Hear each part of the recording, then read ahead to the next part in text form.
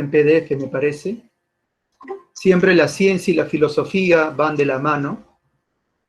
La próxima clase, precisamente, abordaremos ya la etapa moderna, con Descartes, que es un matemático, que es un filósofo, pero ahora vamos a concluir con la filosofía griega. Vamos a compartir entonces. Dicen que la filosofía es la madre de todas las ciencias. Muy bien. ¿Se ve, Luis? ¿El PPT?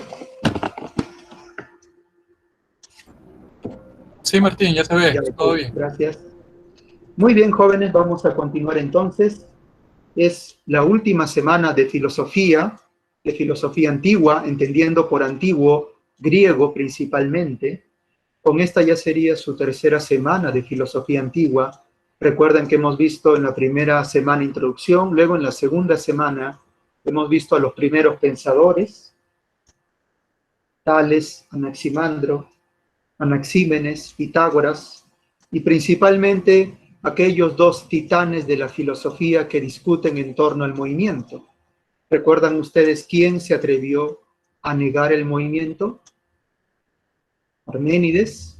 Y en cambio, ¿quién defendió el movimiento, el devenir, el cambio, la transformación, la mutación, el flujo ambiente? Heráclito, correcto. Entonces siempre eso es básico, pregunta clásica de cualquier examen de filosofía, no solamente de la UNI. Luego, ya en el siglo V, el famoso siglo de Pericles, el siglo de oro para Atenas y la democracia ateniense bajo Pericles, surgen los primeros maestros de la oratoria y tenemos a los sofistas, relativistas, que niegan cualquier tipo de verdad absoluta, universal, versus Sócrates, que por el contrario, sí creía que habría que indagar por una verdad esencial, definitiva, universal, absoluta, válida para todos. Además, con Sócrates, la filosofía se preocupa por el pensamiento ético, entendiendo ética por virtud. Y la virtud en griego, ¿cómo se decía? Arete, ¿no es cierto? Y la virtud más importante para Sócrates, dentro de las múltiples virtudes morales y éticas, era la justicia. Precisamente Sócrates, por ser justo, fue condenado por la democracia ateniense.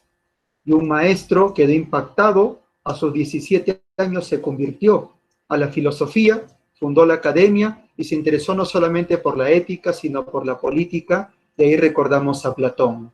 Y Platón fue el primer pensador griego que sostuvo que este mundo no es el único, más aún, este mundo material sensible es solo aparente e ilusorio, porque más allá de este mundo hay un mundo más perfecto, ideal, esencial, modelo perfecto, que es el mundo de las ideas. Para ello podemos recordar, tal vez, haciendo una comparación con el cine y recordando la película Matrix, donde el personaje Neo lo que ve es solo una apariencia de un mundo oculto y más real. Para Platón, las ideas eran más reales y verdaderas, por eso admiraba las matemáticas. Aquel que no sabe de geometría no ingresará a la academia, recuerden ustedes, esa frase que estaba escrita aparentemente en la entrada a la academia, porque las matemáticas, para Platón y para Pitágoras, se refieren a formas ideales. Por eso se dice que la matemática es una ciencia no material, sino formal. Pero acá veremos un joven que no nació en Atenas, como Sócrates o Platón, sino que por el contrario, viene de Estagira, por eso lo llaman el estagirita, y llega a Atenas porque está interesado en estudiar en la gran academia de Platón. Ingresa a la academia a sus 17 años. ¿A quién nos referimos? A Aristóteles, correcto. Así que en esta ocasión veremos al gran Aristóteles y nos situamos en el siglo IV antes de Cristo. Recuerden ustedes que cuando vimos la clase pasada a Sócrates, los sofistas, estaba ambientado en las guerras médicas. Estas guerras médicas fueron narradas por el padre de la historia, Heródoto. Pero ahora en el siglo IV son las guerras del Peloponeso, narradas por otro gran historiador, Tucídides. Pero en estas guerras del Peloponeso, estas guerras del Peloponeso, donde se enfrenta Atenas versus Esparta, es el principio del fin para Atenas. La gran Atenas, gran colonia hegemónica, sabia, culta, va a terminar siendo aplastada por los espartanos. Muy bien. En este contexto aparecen los grandes sistemas como el de Platón, que ya vimos en la clase pasada, y como el de Aristóteles. Esta imagen es un cuadro de la época renacentista, siglo XVI, pintado por un excelente pintor, como es, ¿recuerdan ustedes a los grandes pintores del Renacimiento? Donatello, Miguel Ángel, Leonardo y Rafael. No son las cuatro tortunillas, sino los cuatro grandes pintores del Renacimiento. Renacimiento porque precisamente renace la cultura griega, romana y antigua. En ese cuadro que se llama La Escuela de Atenas, es un cuadro que está pintado en la Capilla Sixtina y que es un cuadro que adorna las paredes y que pertenece a la gran biblioteca de un papa de esa época. En este cuadro, ¿a quiénes ven en el centro? A Platón y Aristóteles. Platón es el más anciano y Aristóteles el más joven. Muy bien, en este contexto, ¿no es cierto? Si ustedes ven a Platón, no sé si se dan cuenta, acá con el cursor, Platón tiene la imagen de un pintor. Platón tiene la imagen de Leonardo da Vinci. Rafael Sanzio compara a Platón, sabio, con Leonardo da Vinci. Es la época, ¿no es cierto?, donde Platón funda la academia y Aristóteles el liceo. Vamos acá, a ver, nacen esta gira, por eso le llamaron esta girita, y un dato importante que hay que señalar es que el padre de Aristóteles era médico. Su padre se llamó Nicómaco. Cuando Aristóteles tenga un hijo, también lo llamará como su padre, Nicómaco. Ahora, este dato de que el padre era médico nos interesa por la siguiente razón.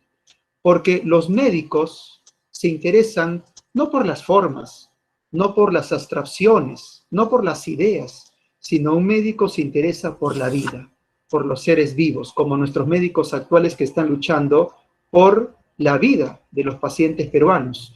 Y la vida es material, la vida es sensible, la vida es corporal.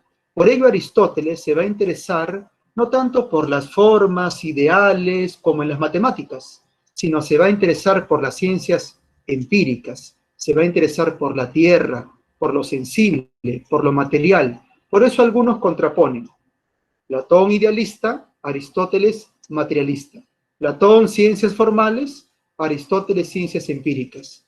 Platón, digamos, más místico y religioso al hablar del alma inmortal, en cambio Aristóteles más científico, más vinculado a lo concreto. Cuando, como les mencioné, Aristóteles ingresa a la academia a los 17 años y va a egresar como a los 30 y tantos años. ¿Por qué? ¿Por qué tanto tiempo?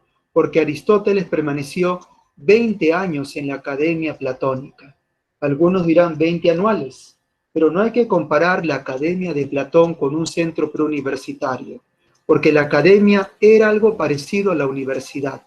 Y eso, porque la universidad uno suele estudiar 5 o 6 años, pero la academia platónica era un lugar donde se estudiaba durante múltiples años, porque uno, en Grecia se creía eso, uno empezaba a filosofar a partir de los 35 años o más. La idea de un joven filósofo no estaba en la mentalidad de los griegos.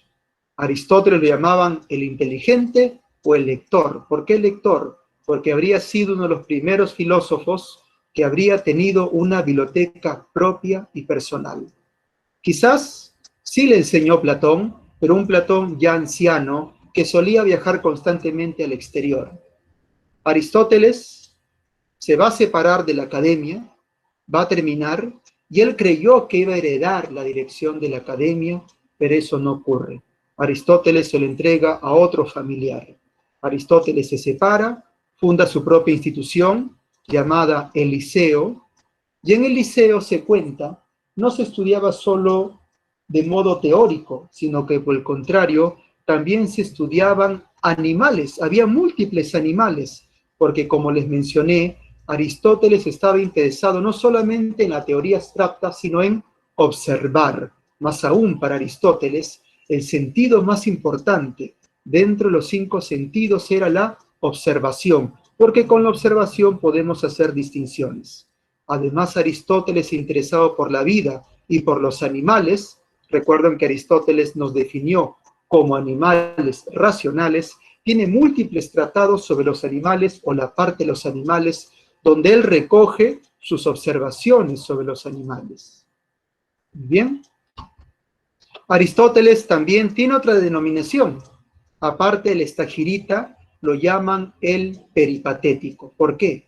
Porque cuentan que él en el Liceo solía enseñar no sentado, no ante una laptop, ni ante un podio, sino que solía conversar, dialogar. Recuerden que Sócrates ejercía el diálogo para filosofar en el ágora, y Sócrates dialogaba pero caminando, y solía caminar por un pasillo llamado el peripatos. Por eso le llamaban el peripatético. Peripatético llaman a aquellos que piensan, que estudian, que filosofan, pero caminando, el peripatético. Aristóteles, además, como ustedes saben, será alumno de un futuro gobernante, maestro de un futuro gobernante, maestro de Alejandro Magno. Se recuerda que Aristóteles le recomendaba a Alejandro Magno que se interese solo por lo griego, porque lo griego es culto, elevado y noble.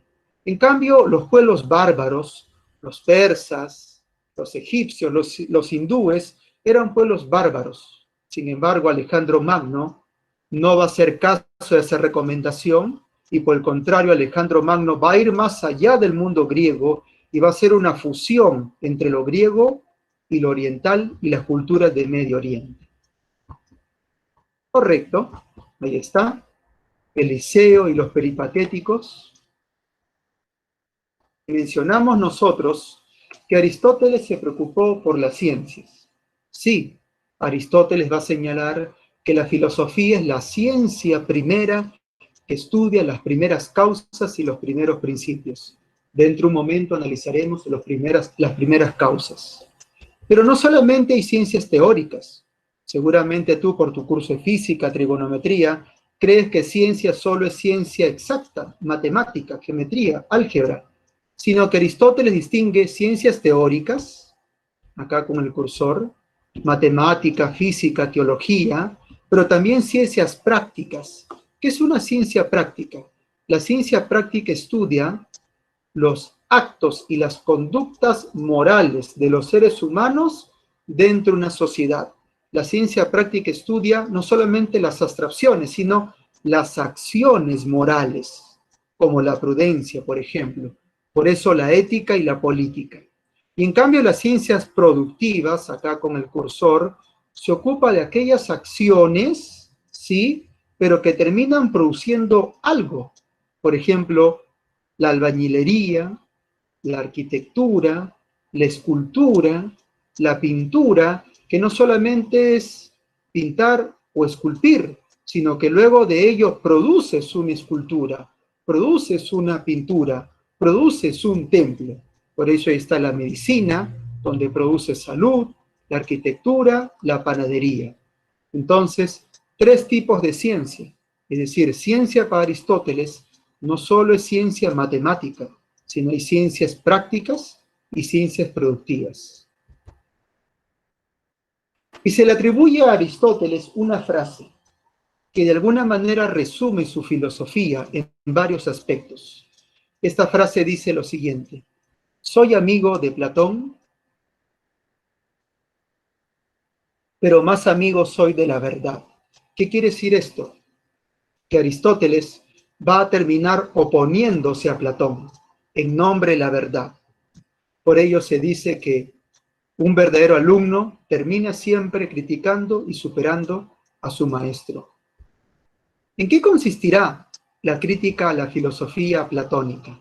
Principalmente consistirá en refutar aquella teoría platónica que ustedes recuerdan que Platón dividió el mundo en 2. El mundo de arriba, el mundo de las ideas, de las formas, y el mundo de abajo, podríamos decir, el mundo material y sensible. Es decir, Platón dividí el mundo en dos. Vamos acá, sino acá lo mostramos con el cuadro de Rafael Sanzio. ¿Recuerdan? El mundo de arriba. Por eso Platón con el dedo indica hacia arriba. Ven en el cuadro, acá está el dedo, el mundo de arriba.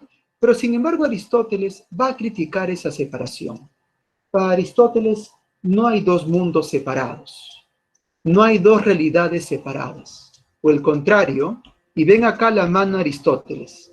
La mano Aristóteles en el cuadro, que se llama la Escuela Atenas, la mano Aristóteles no apunta al más allá, no apunta arriba, apunta al más acá, apunta a la tierra, apunta a lo material. Porque para Aristóteles no hay dos mundos separados. O el contrario, forma y materia forman un compuesto. Solo pensémoslo. Tú tienes materia, huesos, hígado, sistema digestivo, venas, sangre. Pero también tienes una forma. ¿Acaso la forma de tu cuerpo está separada de tu cuerpo? No. Tu cuerpo y tu forma están unidos formando un compuesto. Tu mascota tiene huesos, tiene piel, tiene pelaje, pero también tiene una forma. ¿Acaso la forma de tu mascota está en otro mundo, separada del cuerpo de tu mascota? No, tu mascota es cuerpo y forma unido.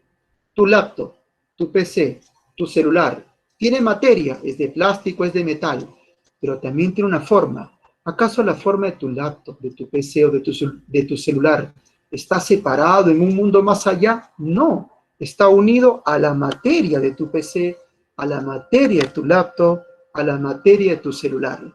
Por eso recuerden este cuadro, tengan en mente este cuadro, y yo los invitaría a que vean algún documental de este cuadro y un documental de Rafael Sanzio, el pintor. Este cuadro nos resume la oposición entre Platón, que tiene el rostro de Leonardo da Vinci, y Aristóteles. Entonces, volviendo acá, ¿y cómo se llama esta teoría aristotélica que une materia y forma? Teoría hilemórfica. ¿Y por qué este nombre extraño, hilemórfica? Porque viene de dos palabras griegas. Ya saben que ustedes, por favor, alumnos, vayan haciendo algún vocabulario griego. Hile. Hile significa materia. Morfé significa forma. Entonces, tú eres alumno, alumna, materia y forma. ¿Y cómo se llama la unión, el compuesto de materia y forma? Sustancia. Sustancia en griego, por cierto, se dice ousia o usía. Quiero preguntarte, alumno, entonces, ¿tu mascota es una sustancia? ¿Tu alumno, alumna, eres una sustancia? ¿Tu mes es una sustancia? ¿Tu laptop, tu PC, tu celular es una sustancia? Sí, son sustancias, porque tienen materia y forma. Tu alumno tienes materia y tienes una forma. La forma es tu alma, por cierto. Entonces, para Aristóteles, todos son sustancias. Los autos, las mascarillas, las estrellas, los mares, las casas, los lápices, todo. Por lo tanto, el universo aristotélico es un universo sustancialista. No hay materia sin forma. Toda materia está formada. No hay dos cosas separadas. Por el contrario, solo hay una, la unión. Muy bien. Entonces, mira tu mascota. Puede ser un perro, puede ser un gato. Pero te pregunto, ¿tu mascota solo es materia o forma? Yo creo que tu mascota hace algo más. ¿Se está moviendo tu mascota? Tú mismo eres materia y forma, pero también te movilizas. Y es que Aristóteles habla de 4 causas: la materia, la forma, el principio del movimiento, llamado causa eficiente, y todo lo que se mueve no se mueve al azar. Para Aristóteles, joven, alumna, no existe el azar. Todo lo que se mueve con una cierta dirección, se mueve hacia algo. ¿Y cómo se llama esa causa que se dirige a algo? La causa final. Tú recuerdas, alumno, alumna, cómo se decía fin en griego? ¿Alguien lo recordará? Telos. Telos. ¿Mm?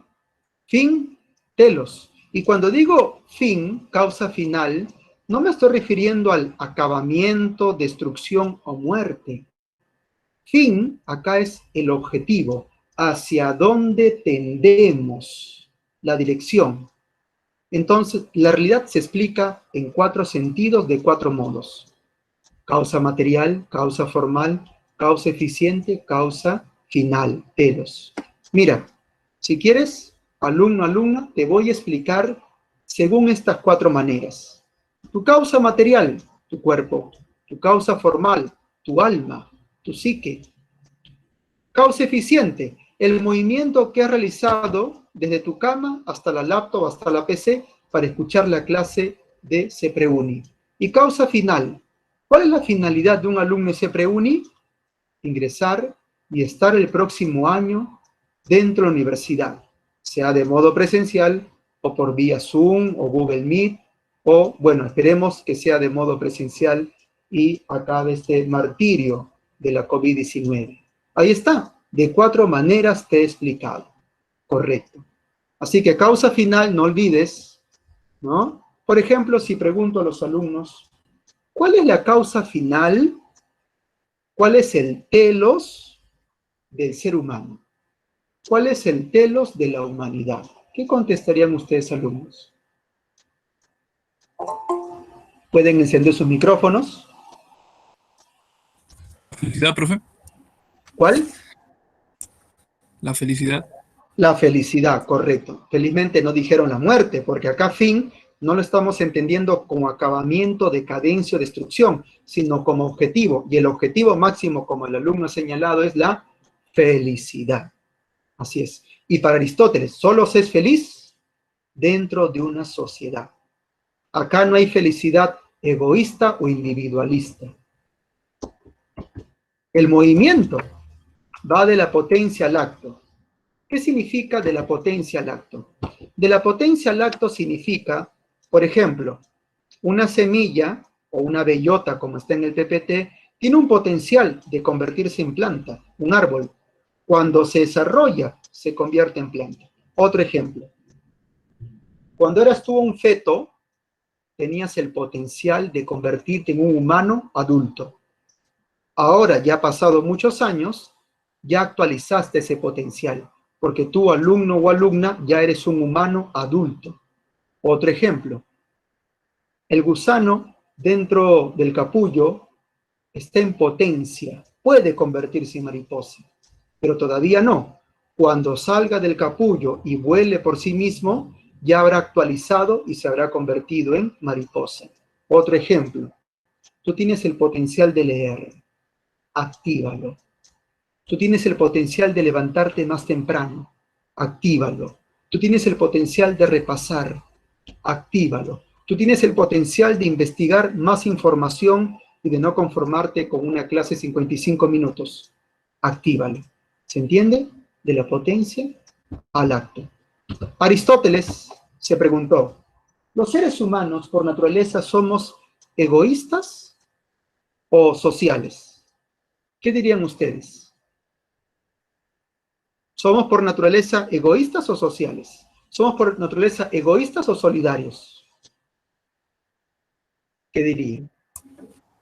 Egoístas. Egoístas según la visión moderna, pero según la visión griega, anterior a Cristo, antigua, para Aristóteles, solo un dios o una bestia podrían vivir solos y al margen de la sociedad. Para Aristóteles, el ser humano es por naturaleza social y necesita los otros. Por eso les dije que la felicidad solo se realiza en comunidad. Por eso Aristóteles dice, soy un animal político. Y político acá, jóvenes, no quiere decir gobernante. Político viene de polis. Polis, como sabes por historia universal también, significa ciudad, significa comunidad. Es decir, que el hombre por naturaleza es un animal comunitario, es un animal social que vive con otros. Para eso nos sirve el lenguaje, para socializar, y por eso a ti te encantan las redes sociales, te encanta ver tus redes sociales. Vivimos en comunidad y la comunidad está organizada por un Estado y hay tres formas de gobierno de Estado: gobiernos rectos y gobiernos desviados, gobiernos virtuosos y gobiernos degenerados. Miren acá la lista: monarquía, aristocracia, república. Son buenos gobiernos. Degenerados o desviados: tiranía, oligarquía, democracia. La monarquía es el gobierno de uno. ¿Pero por qué es virtuoso? Porque este solo monarca gobierna para la polis, para la mayoría, para todos. En cambio, el tirano, ya se imaginarán, gobierna para sí mismo. Y la aristocracia gobierna una minoría, pero gobierna una minoría, pero para la polis. En cambio, en la oligarquía gobierna una minoría, pero solo para su interés. En la república gobierna la mayoría, pero sin perjudicar a la minoría. En cambio, en la democracia, o también llamado demagogia, democracia o demagogia, se gobierna solo para los pobres, ¿no? Es un demagogo, solemos decir, para los pobres. Y Aristóteles tiene una visión negativa de la pobreza o de los pobres, señalando que los pobres son una clase poco noble e envidiosa. ¿Quiénes envidian? A los ricos. Si tú preguntaras, ¿cuál es la mejor forma de gobierno para Aristóteles? Aristóteles diría la república, la mejor. Aunque bueno, hay otras teorías que señalan otras opciones, pero se suele decir que la república habría sido la mejor forma de gobierno. ¿Correcto? Entonces, muy bien, entonces con esto concluimos la visión política y ontológica de Aristóteles. Los invito a que investiguen un poco más. Y es interesante revisar la teoría política de Aristóteles porque tiene otros aspectos muy interesantes que tal vez ya no compartamos porque somos modernos y no antiguos. Con eso entonces concluyo mi presentación. Y Luis, entonces, dejo de compartir, Luis. Sí. Listo. Ok, ahora voy a compartir yo. Ya.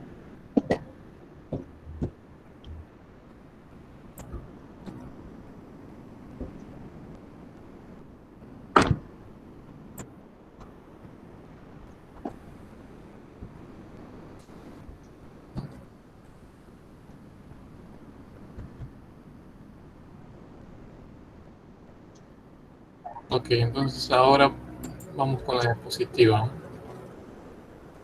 ¿Lo ven, no? No hay ningún problema, ¿no? Sí, sí se ve. Ya, chévere, Martín. Bueno, entonces, muchachos, vamos a terminar con la filosofía antigua. Vamos con el último periodo. Recuerden que han sido 4 periodos de la filosofía antigua, ¿no? Habíamos comenzado con los presocráticos que reflexionaron acerca del arjé, ¿no? El principio de la fisis. Luego vimos el periodo antropológico en esa disputa entre sofistas y Sócrates, ¿no? Que tuvieron como tema de reflexión alrededor del ser humano. Y luego el periodo en que ya concluyó con su profesor Martín, que es el periodo ontológico o de los grandes sistemas, donde surgieron los 2 filósofos más importantes del mundo griego, ¿no? Del mundo antiguo, ¿no? Platón y sobre todo Aristóteles. Y luego vamos a ver ahora conmigo el último periodo, que es el periodo helenístico romano, ¿no? Que acaba con la época griega y va a terminar con inicios del Imperio Romano, ¿no? Bueno, y ustedes recordarán por su experiencia aquí, ¿no? Que este periodo helenístico romano es un periodo donde el tema de reflexión se dice es el tema de la búsqueda de la felicidad, ¿no? Y es la búsqueda de la felicidad el tema de reflexión de los griegos de esta época, porque se dice que este periodo es un periodo de decadencia de la cultura helénica, ¿no? Sobre todo de las polis griegas, ¿no?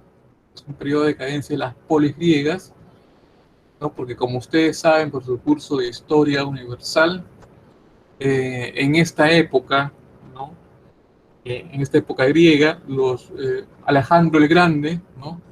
El que fue discípulo de Aristóteles, se volvió un gran conquistador, conquista todas las polis del Mediterráneo y se enrumba a conquistar todo el Oriente, ¿no? Asia Menor, Asia Central, hasta lo que sería ahora partes de la India, ¿no?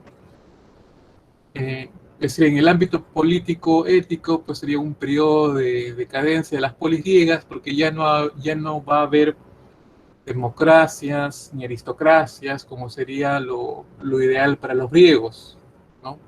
Se va a imponer un gobierno dictatorial, ¿no? Como dirían los griegos atenienses a Alejandro, ¿no? Y luego, después de la muerte de Alejandro, que murió más o menos a los 33 años, tiene todavía un periodo de confusión, ¿no? De caos, de desorden, porque los generales de Alejandro son los que se van a repartir este vasto imperio, ¿no? Desde el Mediterráneo hasta la India, ¿no? Pero claro, es un periodo supuestamente de decadencia de las polis griegas en el ámbito de la filosofía política y la ética, pero por el otro lado, en la ciencia, es un periodo de esplendor, ¿no? Porque en esta época justo, ¿no? Lo interesante, lo curioso, es que aparecen muchos filósofos, ¿no? Muchos pensadores griegos que van a hacer grandes aportes a la ciencia, ¿no? Como quienes, como por ejemplo, aparece Arquímedes, ¿no? Que hace grandes aportes en la física, en la astronomía, en la geometría. También el gran Euclides, ¿no? Con su tratado de los elementos, ¿no? El gran Aristarco de Samos, ¿no? Que fue el primer griego en plantear un sistema heliocéntrico, perdón, ¿no? Un sistema heliocéntrico. También está este matemático griego llamado Eratóstenes, que fue el primero en medir las dimensiones de la Tierra. También va a estar la famosa Hipatia de Alejandría, ¿no?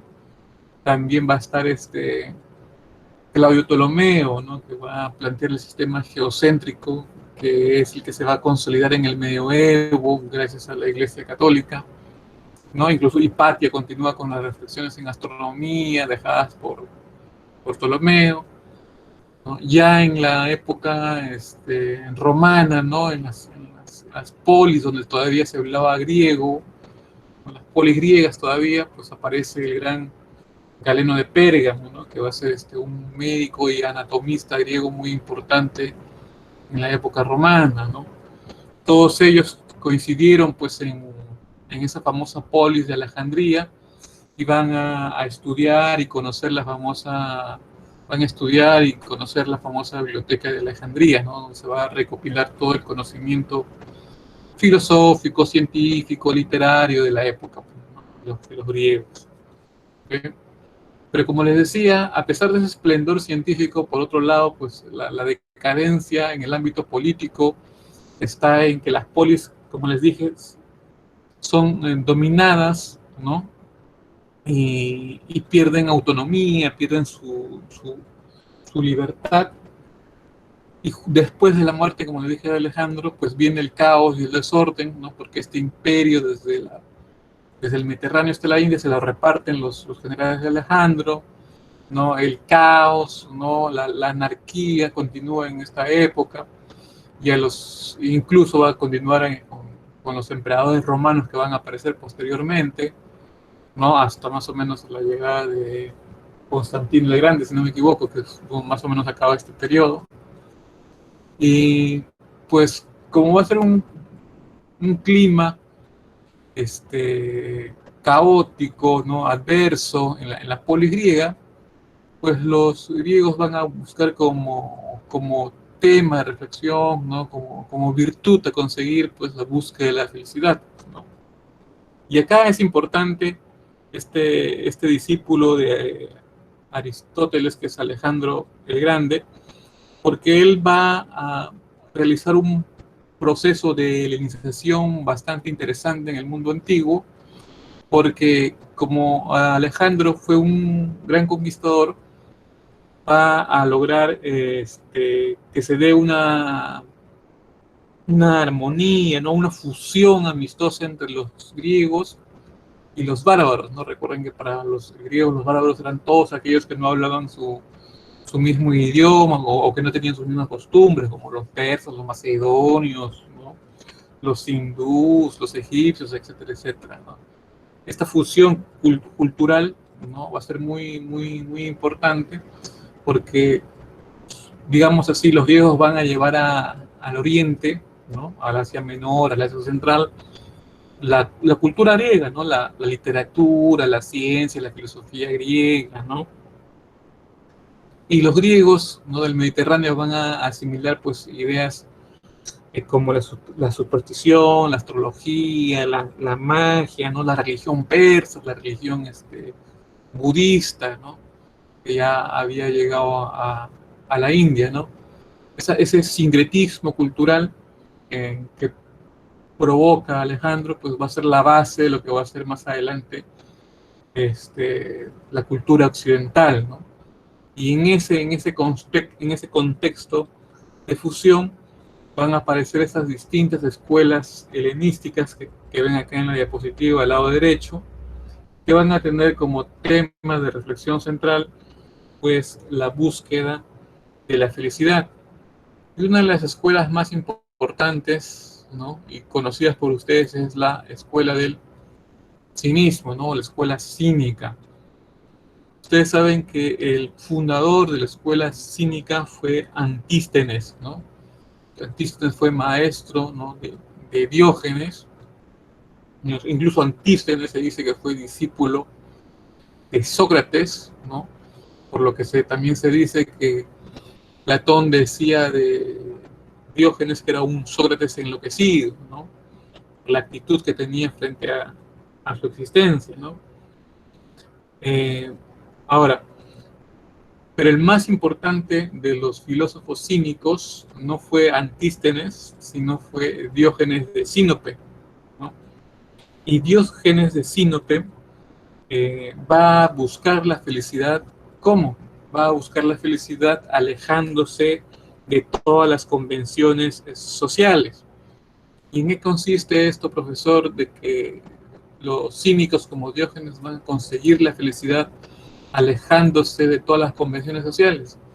Eso, en otras palabras, consiste en alejarse de todas las costumbres, tradiciones, toda la cultura que le daba la polis, no todas las costumbres, tradiciones de la polis, de todo ello tiene que alejarse, según Diógenes, para vivir de acuerdo con su verdadera naturaleza. ¿Y cuál es esa verdadera naturaleza para Diógenes que le permitiría vivir de acuerdo a su verdadera a su esencia, ¿no?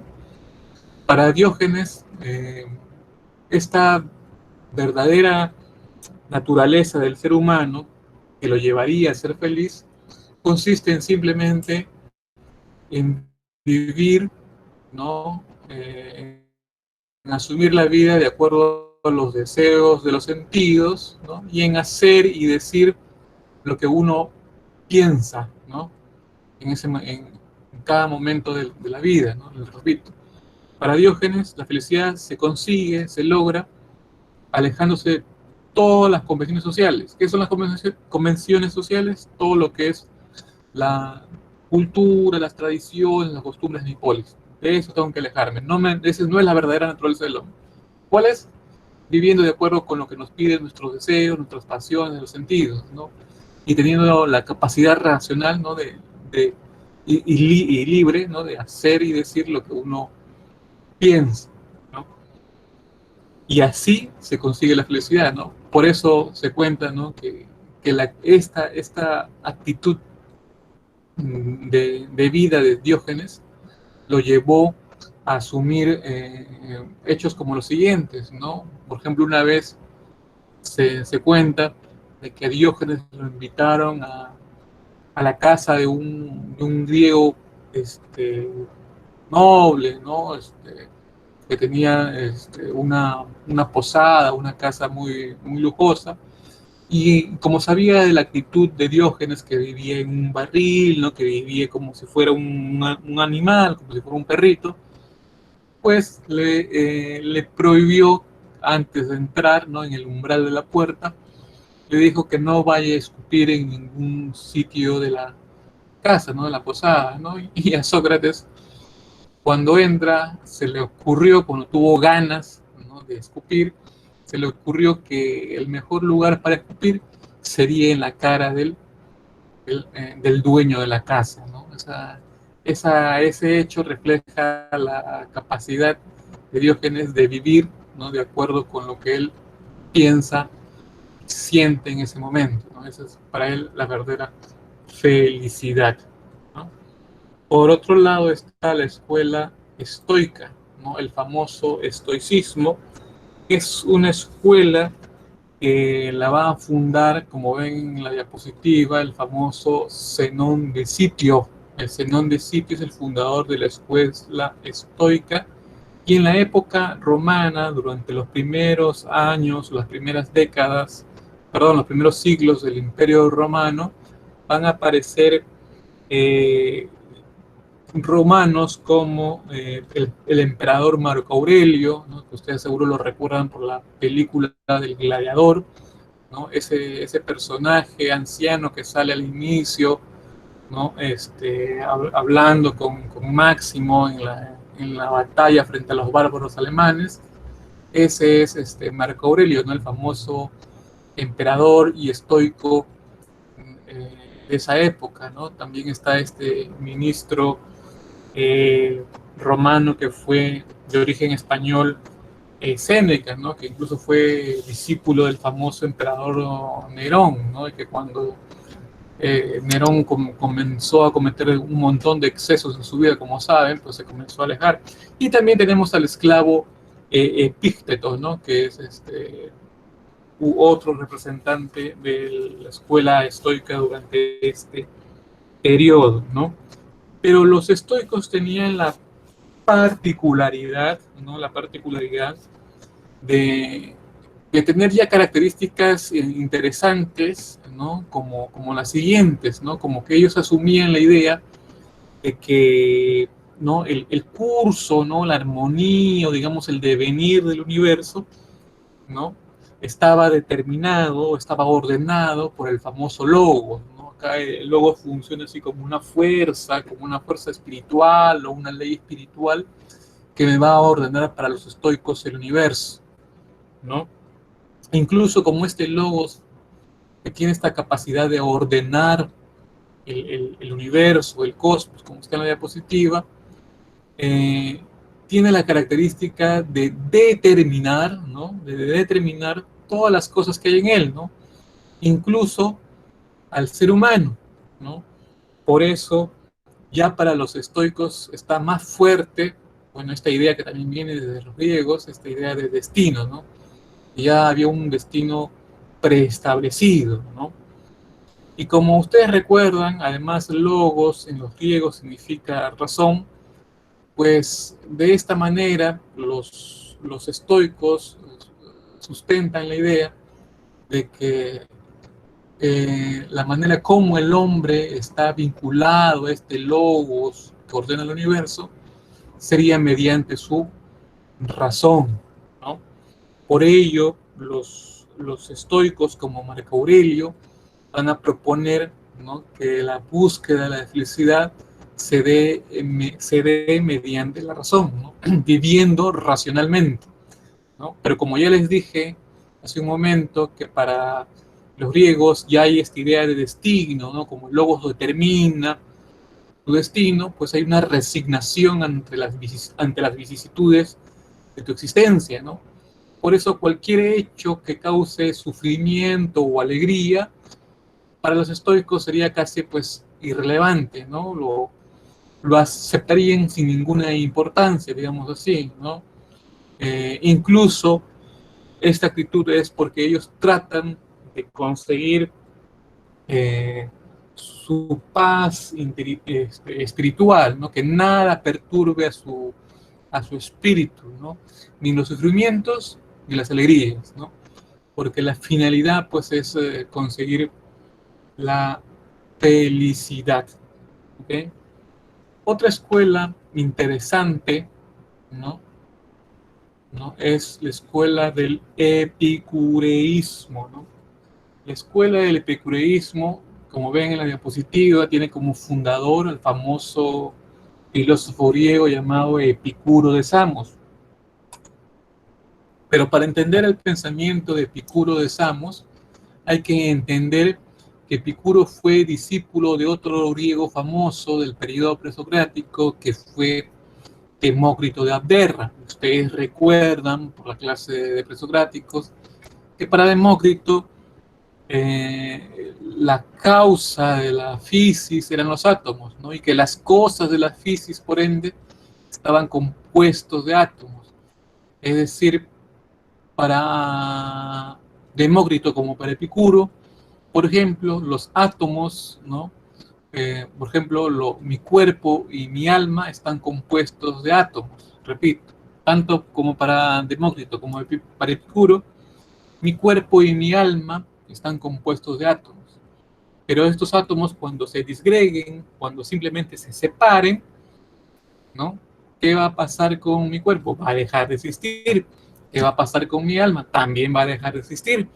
Por ende, ¿va a haber vida más allá de la muerte? Pues no lo va a haber. La alma, la psique, para los griegos como Epicuro y Demócrito, pues es meramente mortal, no perecedera, ¿no? Entonces, sobre la base de esta idea, Epicuro va a sostener la idea de que la búsqueda de la felicidad se da acá, ¿no? En este mundo sensible, digamos así, ¿no? En este mundo terrenal.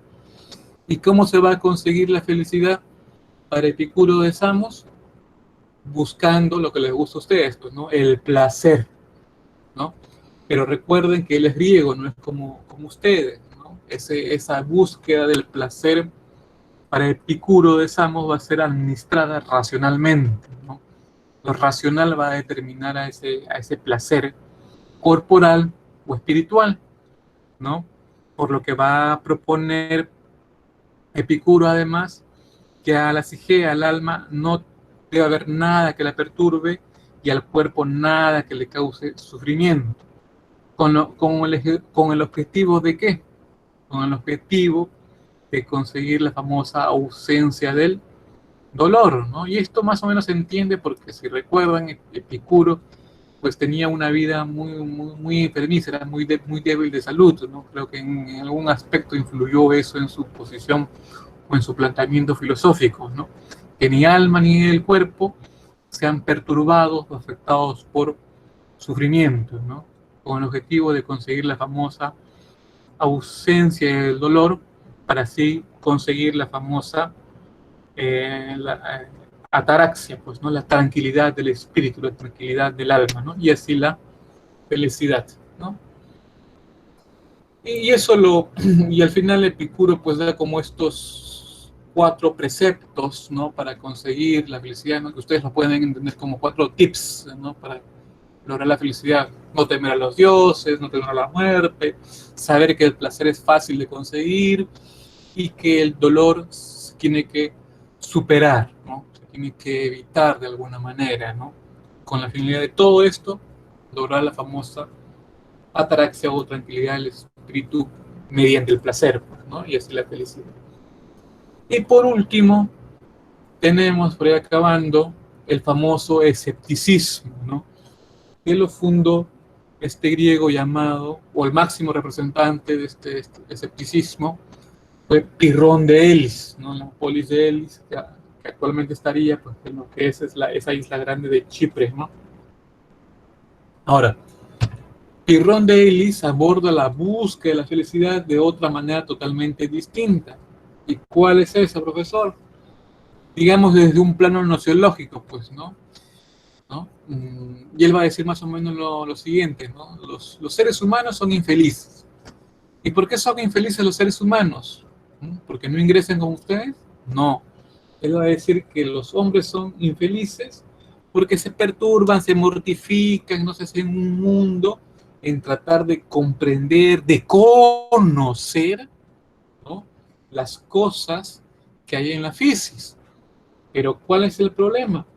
Él dice que la razón ni los sentidos pueden ni afirmar ni la verdad ni la falsedad de las cosas.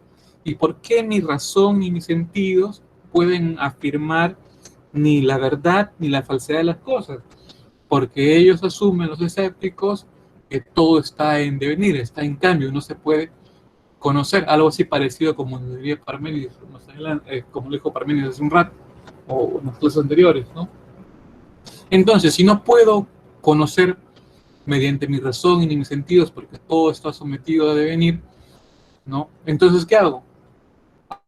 Hago la epogé, ¿no? ¿Y qué es la famosa epogé? La abstención o la suspensión del juicio, ¿no?